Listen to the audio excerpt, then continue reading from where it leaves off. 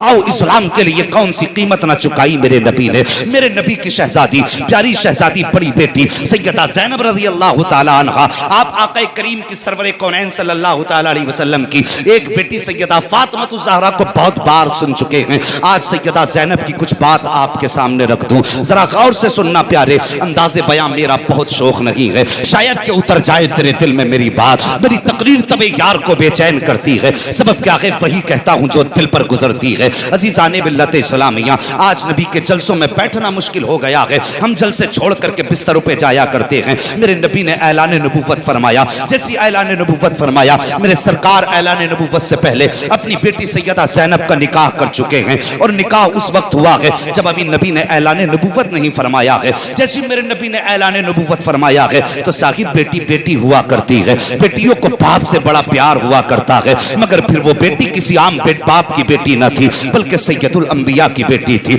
इमामुल अंबिया की शहजादी सैयदा ज़ैनब रज़ी अल्लाह ताला अन्हा है। मेरे नबी की शहजादी ने जैसे सुना कि मेरे बाप ने ऐलान नबूवत फरमाया है, इतना सुनना था बिना ताखीर के कलमा पढ़ लेती है। इस्लाम का इब्तदाई दौर है, अभी पैगंबर इस्लाम पर जुल्म के पहाड़ तोड़े जा रहे हैं। जैसे मेरे नबी ने इस्लाम का ऐलान फरमाया है, नबी की बेटी ने कलमा पढ़ा है। बस कलमा पढ़ना था कि जुल्म के पहाड़ टूट पड़ते हैं। आपके शौहर ने जुल्म का पहाड़ तोड़ा, ससुराल वालों ने हद कर दी। मेरे नबी की बेटी पे पाबंदी लगा दी गई कि आज के बाद बाप की दहलीज पे कदम नहीं रखोगी। और साकिबो जरा बेटियों के दिल के बारे में सोच लिया करो। अगर किसी के बाप की तबीयत खराब हो जाती है और बेटी को पता चल जाए मेरा बाप बीमार है, तो सब कुछ छोड़ करके बाप की तरफ दौड़ना शुरू कर देती है। अपना घर छोड़ देती है, बच्चे छोड़ देती है, इसलिए कि उसे बाप से प्यारा कुछ नहीं हुआ करता है। और अगर शौहर बाप के खिलाफ जबान खोल दे तो शौहर औरत की जिंदगी होता है, शौहर औरत की जिंदगी का मकसद हुआ करता है। मगर शौहर की जबान भी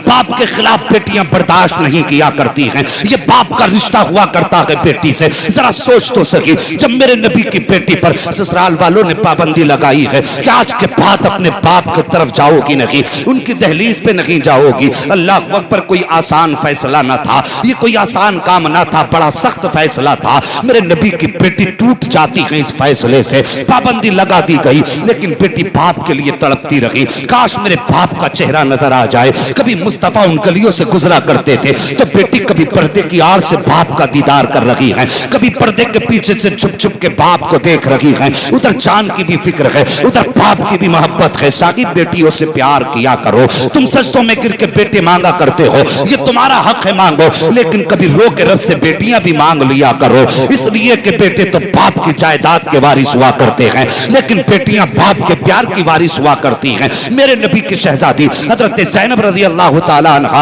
आप पर पाबंदी लगा दी गई कि अपने बाप के दरवाजे नहीं जाओगी। आप छुप करके बाप का दीदार किया करती थी। वक्त बढ़ता गया, एक दिन मेरे नबी ने हिजरत की, मुस्तफ़ा मदीना तशरीफ ले आते हैं। अल्लाह अकबर, चारों तरफ से दुश्मन हैं, सास भी दुश्मन, ससुर भी दुश्मन, शौहर भी दुश्मन, देवर भी दुश्मन, सारे दुश्मन हैं। नबी की बेटी पे जुल्म किया जा रहा है। कोई कहता है नबी का कलमा छोड़ दे वरना खाना नहीं दिया जाएगा। मेरे नबी की बेटी को कई कई वक्त से फाके से रखा गया। अल्लाह अकबर, किसको फाके रखा जा रहा है? जिसके सदके में कायनात में रोजी उतारी जा रही है, उसकी बेटी को फाके दिए जा रहे हैं। मेरे नबी की बेटी पर जुल्म ज्यादती की इंतहा कर दी गई। इतना मारा गया नबी की शहजादी को कि आप कमजोर होती जा रही हैं। अल्लाह अकबर, जब आप जुल्म बर्दाश्त करती रही, जब बाबा की बहुत याद मेरे नबी की बेटी को आती है, अल्लाह अकबर बहुत आंसू बहाया करती थी। एक दिन अपने देवर को बुला के कहा था, मेरे देवर तुम्हारे दिल में कुछ रहम है, मेहरबानी करो अगर हो सके तो ससुराल वालों से छुप के मुझे मुस्तफा के मदीने तक पहुंचा दो। अल्लाह अकबर, ये नबी की बेटी का इसरार है। जैसी आपने कहा था अपने देवर से,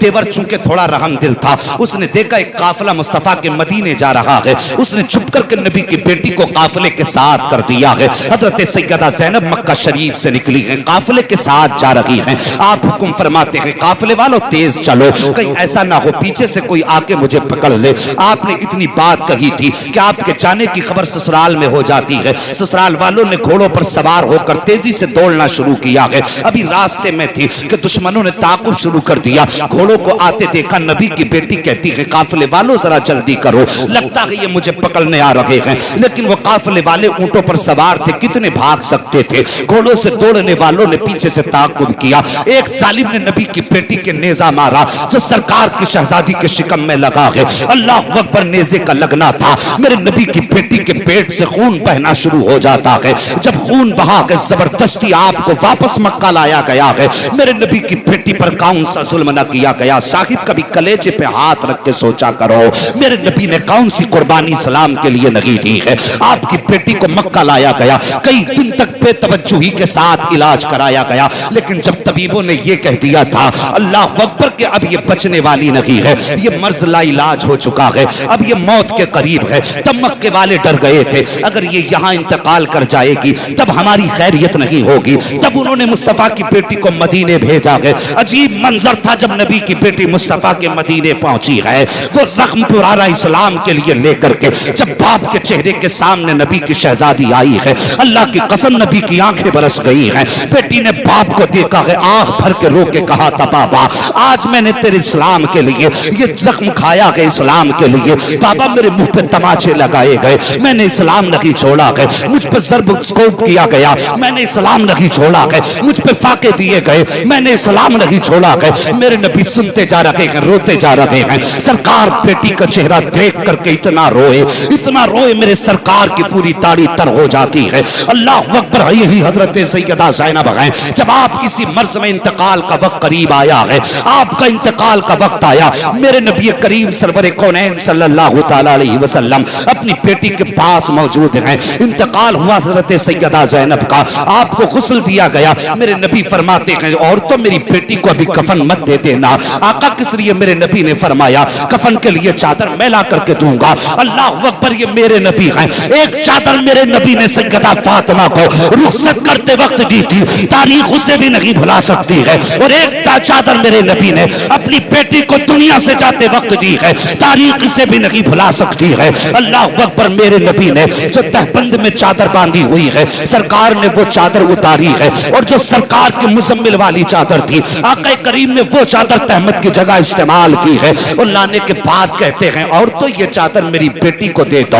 औरतों ने कहा था सरकार ये तो आपके बदन का कपड़ा है। मेरे नबी फरमाते हैं तुम्हें क्या मालूम है, ये मेरी वो बेटी है जो इस्लाम के नाम पर कुर्बान हो गई है। ये वो मेरी बेटी है मेरी जिसने इस्लाम के लिए लोगों के जुल्म बर्दाश्त किए हैं। इतना कहने के बाद चादर दी गई है। अब मेरे सरकार का प्यार इस बेटी से देखो। सरकार खुद कब्र में उतरे हैं और उतारते वक्त आंसू बहा रहे हैं। कुछ देर कब्र से निकल करके खड़े हो जाते हैं।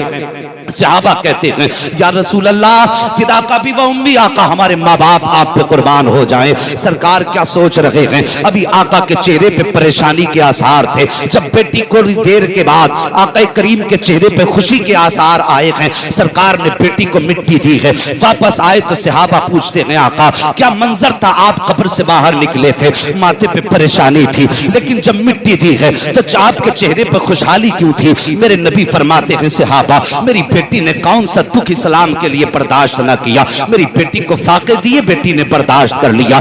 ठीक है, कब्र की मंजिलों को आसान फरमा देना।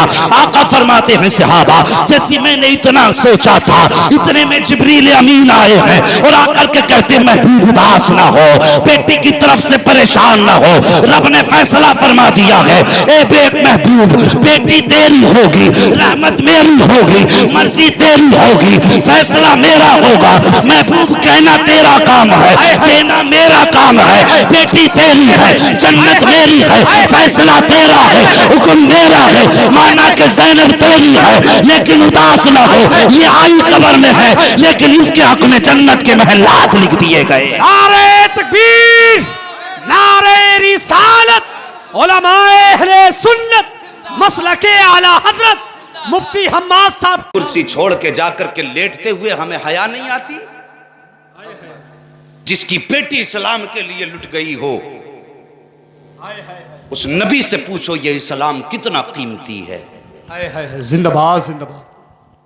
जिसकी नस्लों का खून इस्लाम की बुनियाद में हो, उस नबी से पूछो ये इस्लाम कितना कीमती है। मेहरबानी करो, जलसा कहीं भी हो किसी के घर पे हो, किसी की जगह में भी हो, मेहरबानी करो वहां पे इलेक्शन लड़ा के जलसों से दूर न हटा करो, बल्कि ये सोचा करो यार जगह किसी की भी हो, बातें तो मदीने वाले की हो रही है। ये सोच के चले जाया करो, जमीन किसी की भी हो, जबान किसी की भी हो, बातें तो मुस्तफ़ा की है। अल्लाह तौफीक दे तो जवानों अपनी जिंदगी को मुस्तफ़ा की जिंदगी के करीब कर दो। हाँ, और ये जिंदगी कब करीब होगी? जब हम मेरे नबी की बताए हुए तरीकों के मुताबिक जिंदगी गुजारेंगे। फरमाया गया लक़द कान लकुम फ़ी रसूलिल्लाहि उस्वतुन हसना, मेरे महबूब की जिंदगी तुम्हारे लिए बेहतरीन नमूना है।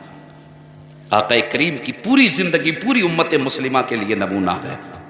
पूरी उम्मत मुस्लिमा के लिए बचपन कैसे गुजारना है, नबी की जिंदगी मौजूद है। जवानी कैसे गुजारनी है, नबी की जिंदगी मौजूद है। भाई के साथ सलूक क्या करना है, नबी की जिंदगी मौजूद है। अपनों के साथ कैसा सलूक करना है, नबी की जिंदगी मौजूद है। दुश्मनों के साथ कैसा बर्ताव करना है, नबी की जिंदगी मौजूद है। हम दुश्मनों के साथ क्या भलाई करेंगे, हमें तो अपने भी याद नहीं रहते। हाँ,